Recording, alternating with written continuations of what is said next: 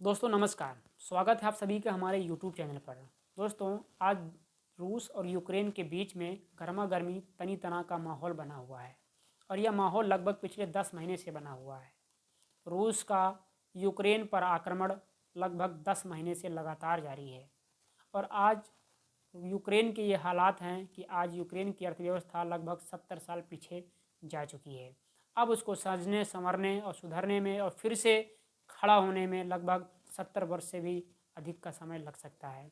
दोस्तों इन दोनों देशों के बीच में जो तनातनी का जो माहौल था उसके पीछे की असली वजह क्या थी, उस असली वजह को जाने बगैर हमारे लिए और आपके लिए या डिसीजन कर पाना या निर्णय ले पाना बड़ा ही मुश्किल होगा कि रूस अपनी जगह पर सही है या यूक्रेन अपनी जगह पर सही है। तो चलिए हम जानते हैं उस असली वजह को। ये बात आज से 10 महीने पहले की है, जब यूक्रेन ने दावा किया था यूक्रेन को नेटो का सदस्य बनाने के लिए, या अब यूक्रेन भी नेटो का सदस्य बनने जा रहा है। इस खबर ने रूस के राष्ट्रपति व्लादिमीर पुतिन को अचंभे में डाल दिया था, या यूँ कहें कि इस खबर को सुनने के बाद पुतिन के आँखों के से नींद गायब हो गई थी, या यूँ कहें कि उनके पैरों के नीचे से ज़मीन खिसक गई थी, क्योंकि व्लादिमीर पुतिन इस बात को बखूबी जानते थे कि अगर यूक्रेन नेटो का सदस्य बनता है तो नेटो कंट्री की तथा अमेरिका की दादागिरी यूक्रेन के माध्यम से हमारी सीमाओं पर देखने को मिल सकता है और उनकी दखलंदाजी भी हो सकती है। इसी खबर से हताहत होकर के व्लादिमीर पुतिन ने जेलेंस्की को समझाने की कोशिश की कि वह नेटो कंट्री का सदस्य न बने, पर जेलेंस्की रूस की बात को कहाँ मानने वाले थे।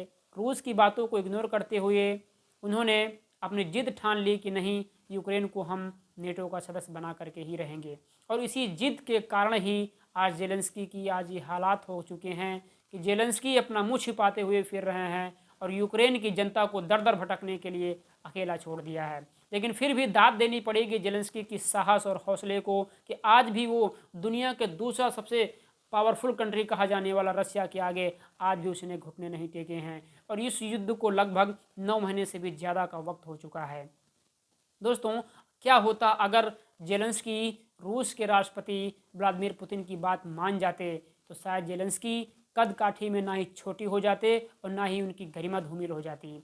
लेकिन उन्हें भरोसा था तो सिर्फ नेटो कंट्री के सदस्यों पर और अमेरिका के ऊपर। दोस्तों जबकि रूस ने साफ साफ और स्पष्ट तौर पर यह कह दिया था कि अगर यूक्रेन के राष्ट्रपति या यूक्रेन हमारी बात को नहीं मानता है या हमारी शर्तों को नहीं मानता है तो वह अंजाम भुगतने के लिए तैयार रहे। और रूस और यूक्रेन के बीच में अगर कोई तीसरा देश दखलंदाजी करता है या टांग अड़ाने की कोशिश करता है या कोई मनमानी करता है या प्रत्यक्ष या अप्रत्यक्ष रूप से यूक्रेन को सैन्य मदद या हथियारों की मदद देने का अगर काम करता है तो सीधा सीधा वह देश भी हमारे सीधे निशाने पर होगा। इस बात से यूरोपीय यूनियन में तथा अमेरिका में खलबली मच गई थी और वह दिन भी आया जब दोनों की जिद आपस में टकरा गई और एक युद्ध का आगाज हो गया। नतीजा क्या हुआ कि रूस के सैनिक यूक्रेन पर चढ़ाई करने के लिए पूरी तरीके से लश्कर कस करके यूक्रेन की तरफ रवाना हो चुके। कुछ ही मिनट बीते थे कि यूक्रेन पर रूस का ताबड़तोड़ मिसाइलों से हमला शुरू हो गया। देखते देखते 9 महीने में यूक्रेन को पूरी तरीके से ध्वस्त कर दिया, बर्बाद कर दिया। वहाँ की अर्थव्यवस्था 70 साल पीछे जा चुकी है। यानी कि वोलोडिमिर जेलेंस्की की एक गलती के कारण और अपने नेटो कंट्री तथा अमेरिका के विश्वासघात का नतीजा आज यूक्रेन की जनता और यूक्रेन के राष्ट्रपति भुगत रहे हैं। क्योंकि यह कहना अतिशयोक्त न होगा कि आसमान के भरोसे कभी भी टट्टी नहीं फिरनी चाहिए, अर्थात दूसरों के भरोसे किसी भी व्यक्ति से किसी भी देश से दुश्मनी मोल नहीं लेनी चाहिए। और यूक्रेन के राष्ट्रपति ने सबसे बड़ी गलती यही की है कि वह अमेरिका जो एक गद्दार मुल्क है और उस गद्दार मुल्क के चेहरे को नहीं पढ़ पाया। उस नेटो कंट्री पर जिस पर यूक्रेन को सबसे ज़्यादा भरोसा था, उसने यूक्रेन के लिए और अमेरिका ने यूक्रेन के लिए क्या किया है यह दुनिया से अछूता नहीं है।